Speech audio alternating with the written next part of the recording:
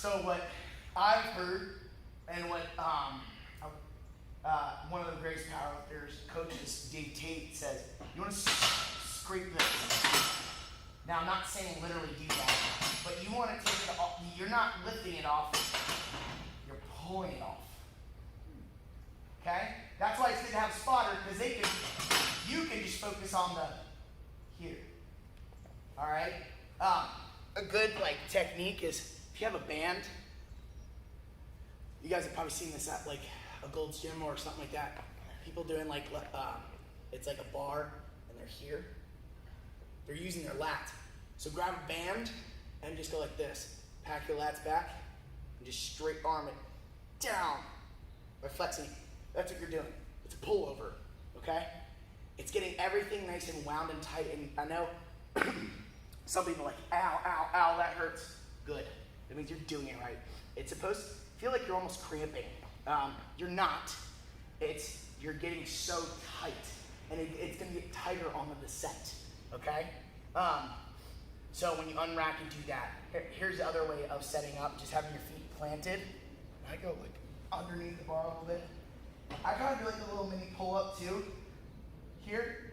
So I here right now pat my lats down, and then pull myself up, and I'm here, and I'm pushing, again, I'm on my traps, either way, I'm on my traps, and then I put my butt down, okay? So, I'm so tight here, I'm rigid, I'm firm here, okay? My feet are planted, I'm actually spreading the floor right now, using it all three lifts. Then, pulling it over, okay? Now, do not bench out wide like this. You will tear a pec, you will hurt your shoulder, okay? We want it, again, hiding our armpits. Some people like to say, again, Scott Mendelson, he had a 700 bench and a 1300 bench in a shirt, so he knows what he's doing. He pretended that right here, this little part of his tricep, he pretended when he was benching that there was a piece of skin that was attaching to his lat, okay? So it was in here, okay? I know it's weird, but he had it here and almost scraped it. Scraped his, he also had massive arms, but it scraped his lats. Now when you're coming up, you want to flare out. You want to push, flare out, because then you're using your triceps, okay? Now how we do this is, again, we have our big setup, okay? See, even my ribs are up, my chest is up. Here, okay? Here, see that? So if this is a PVC pipe, it'd be bending. I'm twisting it. I'm trying to break the bar in half. And some people even say spread the bar. Doing both, that's kind of hard, that's a lot.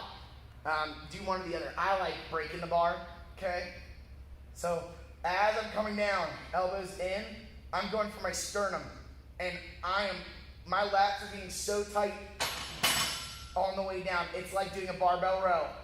It's getting tighter and tighter, and it's hurting, and I'm bringing my chest up. I'm trying to, not literally, again, this is a cue, bring my chest to the bar. Bring it, boom, because I'm so tight here.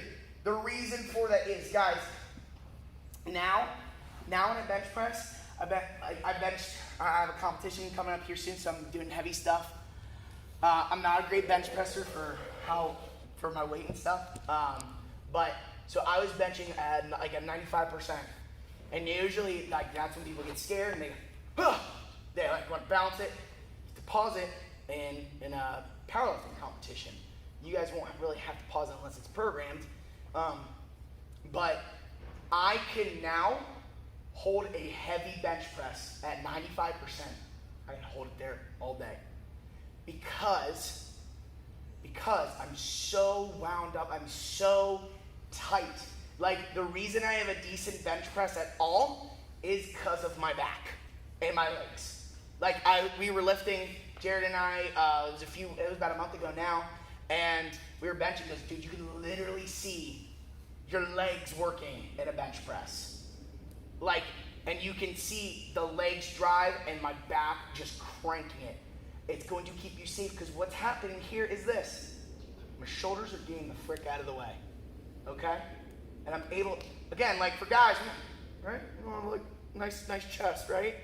This helps use that muscle, all right? You should be able to see that muscle working. It should pop up a little bit, all right, when it's coming up, all right? So the descent, I want to make sure I don't fly back here. Get nice and tight. Here, breaking the bar, just the bar, bring it down. Now, again, we're in a hurry, not a rush. I bring it here. I also bring my head up a little bit, which I shouldn't. I don't like that, but I do it. So bring it here, all right?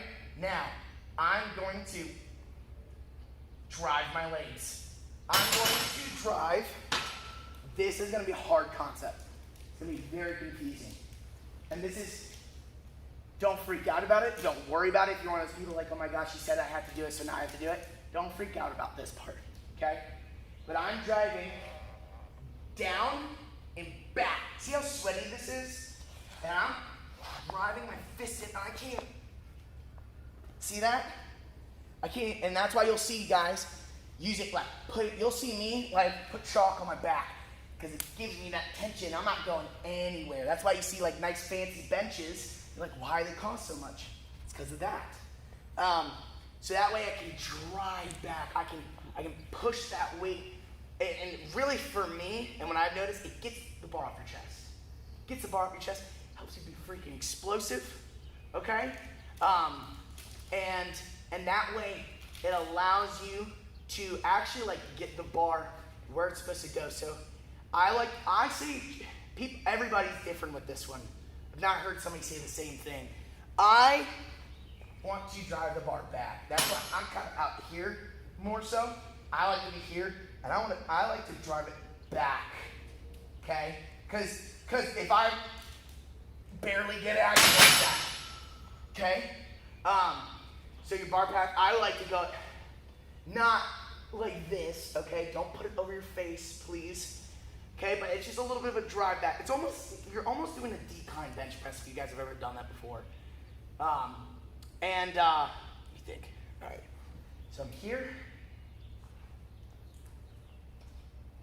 On rack, nice and tight, breaking the bar. Back's tight, bringing my chest to the bar. And as I'm bringing it down, I'm flexing my quads, 60, 70, 80, 90, 100. See how I'm shaking, guys? Boom. And I slid that because I wasn't as tight and I'm sweaty. All right, and there's no weight on the bar. All right. As you're bringing it up, I want you to punch as hard as you can. All right. I went through that a little bit quicker than I thought. Does anybody have any questions about the bench? Nope. Cool. Same thing goes with close grip. It's the same thing. You can just, if you guys ever go, like, if you guys have other gyms and stuff like that, incline, it's all the same thing. As you're bringing it down, pack those lats. All right? Cool. What time is it right now? 12:30. 12:30. How are you guys looking? Anybody have to go soon? You rolling? Yep, thanks. Thank you. Thanks, Tom. Thanks. I have a quick question. Yeah, go ahead. So, like with close grip, so I noticed like I tend to do a little closer grip. Yep. Just because like that's how I push up. I have strong triceps. Yep. Like a lot of women do. Yep. Not strong chest. Mm-hmm. Like what is the best for like women trying to lose Yep. weight? Because we don't have chest. So this goes back to, and I'm sure everybody's heard this, and like you say, oh, I'm doing CrossFit, and for girls, like, just don't get too bulky, right? About that. Yeah, I know. Lose a lot of weight. Yeah, so I've seen a lot of women have really good bench presses. I'm just gonna be frank, and they have big breasts. Seriously, and I've seen no damage done to it. Now, yes, it's very common I wouldn't even say it's that women have strong triceps. And I hope I'm trying not to offend anybody, but usually women are smaller and have a smaller frame. And so usually, like, again, using my wife as an example, she does close grip, and I'm like, I wish you could go out wider, but she can't. I mean, she's tiny, right? She's small, and so she can't get it out here. It hurts her shoulders and hurts everything. So like, and there's men who like only do close grip. Like, it's not just women. So what I say is this: start off lighter than you think. Go wider. Like, just try it out. Like, when you, all of this, and I've joked around, I'm gonna be everybody's favorite at the end, but right now everybody's gonna hate me because I'm changing everything that they've ever been taught. You gotta just start over. So maybe it's just doing the bar for 10 reps or 5s on the side for reps, like coming in here during open gym and doing that stuff. Does that make sense? Or doing wide push-ups, doing deficit push-ups are really good too. Does that answer your question? Yeah. I guess like I was just thinking, like if I went wider, would I be losing more weight? Yes. Probably. Okay. Probably. It's a shorter range of motion too. I know. I just feel like I don't have chest. Yeah. Yep. And that's something that women are like I've heard it all the time. And again, I'm speaking from personal my own journey of lifting. Like Kenzie and I have been lifting since college together, and we did bodybuilding stuff, and she did chest day with me. And like, she has a strong chest, but she looks good. Like, she doesn't have, at least I think so, like she doesn't have she has good shoulders and everything like that. Like, I can't tell you the anatomy and stuff like that of why or anything like that, but from what I've seen, even girls who have big bench presses, they don't they've worked on it and they've had a wider grip. Just go to just look on Instagram and you'll there are some girls who literally so I lift in the USAPL. At the USAPL nationals, their chest is so high, and they're touching the bar out here because the range of motion is and they're doing 350 pounds. Now, is that really doing anything for you? No, you're not. You guys aren't competitive powerlifters. So, but yeah. Try it out. Look, at the end of the day, I could tell you all this stuff, and if you have something that works for you, you have to do it. Don't fix what's not broken. I can bring in Ed Cohen, and he would say the same thing. He would say, if something's working, don't change it up. Now, if you've plateaued and you're hurt, maybe you should listen a little bit. Maybe you should change some stuff up, right? If your bench is plateaued, change something up, okay? Any questions? All right, we're gonna do the overhead press really quickly because you've heard all this before. Now, you guys have done a lot of overhead press. You guys actually, for Gamma people, you're gonna go and do a cycle of overhead press. I'm just gonna do it like this. All right. So this is strict overhead press. All right. So there's no dipping. There's no momentum. This is raw, pure strength. I actually really enjoy this with an axle. That's just my personal opinion. And log press. So these are for anything. If we're doing strongman one day or something like that, same thing. All right. So I have it here. I unwrapped it. Okay. I like to keep it right around my chin. See how close I am? This is a little bit different. Now this is a preference thing, but what I've seen is this closer or even here. Not out here. And I used to do it like this. When I used to bodybuild, I wanted it out here. But for power and strength, I want it here because I'm stacking my elbows. It's the same thing. I forgot to mention that with the bench press. I want my wrist straight. I don't want thumbless grip. I don't want false grip like this. Boom. It's the same thing, right? When you're punching someone, right? I want it stacked. Okay? I don't want it here, nor do I want it at here. I want the bar stacked my elbow. Does that make sense? I know when I've heard that, I was kind of confused about it. Same thing here, but we're upwards, okay? So, now, I've seen a lot of people like have it out here. I'm exaggerating. So like out here, have it, and I wouldn't even say do this, okay? When you're doing an overhead press, if this is comfortable, bring it out here, but like right here, okay? And stack those elbows. It's gonna feel uncomfortable. Get out of here, fuck. All right, I'm hacking my lats. My lats are tight. Now, how I do overhead press.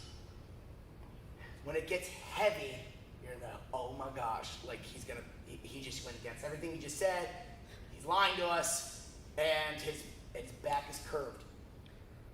And when we've done strongman, people are like, yeah, but my back is gonna be. You're fine, and here's why. Okay, so I'm just gonna show you what it looks like.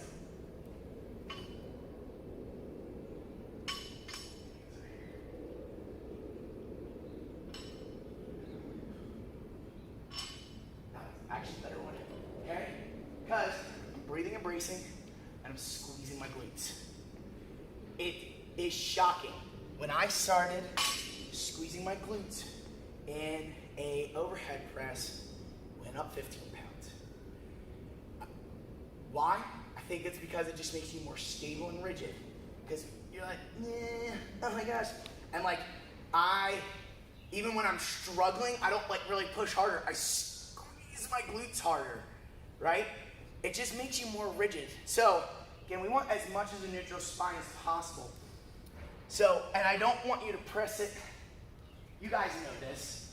I don't want you out here. It's the same thing as normal. Go through. Bring it down. And when it's heavy, I kind of do a little. But I do lean back a little bit. Okay, it's more my upper back than anything. All right. Again, talking about programming as you're kind of like rolling into that part. That's gonna be really good if you're stuck on push press, because again, if you're able to do it strict and have a lot of weight and get progressively better with it strict, when you're able to give a little bit, it's gonna be so much easier. It's just like we talked about the deadlift, the bouncing of the deadlift. You're overloading, right? Now, technically you can overload with a push press with more weight, but I just think like you're gonna get that burn, you're gonna get more of, what's it called? You're gonna get more hypertrophy and more blood flow in your shoulders than you would doing a jerk. And again, like you see, you really don't see, like, especially like on social media and stuff like that, a lot of like CrossFitters or Ollie lifters doing it. But if you like watch some of their like lengthy videos and stuff like that, they all do that. They all do like a strict snatch. Anything strict is really good if you are like plateauing doing those. Like, and I would probably never ever do these in a million years, but like a strict snatch, like I've seen those, like stuff like that. Anything you can make harder, that's going to help you progress. These will help your bench press if you care about it, but these also will give you huge delts and, you know, make you look good. So, any questions about that? Nope. All right. Well, we can turn around to the board, and we're finishing up here. If you need to roll or you're a guest, you don't want to stick around for this part. This is the programming, and then we're gonna do open gym. If you guys want, I'm gonna stick around. So even if you're like, I don't want to work out, but I want to like practice this, I'm gonna try and be here as much as possible. That I'll be here for every class. I don't know if I want to say. Tell them about like we might do a strength class or something like that. Yeah. Yeah. So we're in the process of doing a strength only class, which I will do. So that will be like just strength supplemental exercises and accessories. It will be very based on those main movements, and there won't be a Metcon in it. So if you're like, man, I want to get strong, I want to work on my base, I want to get these techniques down. I'll put it this way: it's like barbell club, okay? But it's going to be mainly the strength movements. We might do some cleans and stuff like that, but it's more focused on getting you that base. And if you're like, man, I just really like to get strong, then you guys can come to it. So, programming. All right. Look at this real quick. All right. I should have wrote this down. This is going to be the big one. If you didn't take anything away from this and you're a game up person, please take this. All right. I'm just going to start here. 5. All right, RPE, rate of perceived exertion. This is gonna be our bread and butter. This is gonna be perfect, it's gonna be wonderful, it's gonna be amazing. It's also gonna be very frustrating for some of you. So, what RPE is, at its simplest, it is a system to help you see where you're at that day, okay? So, we all have lives.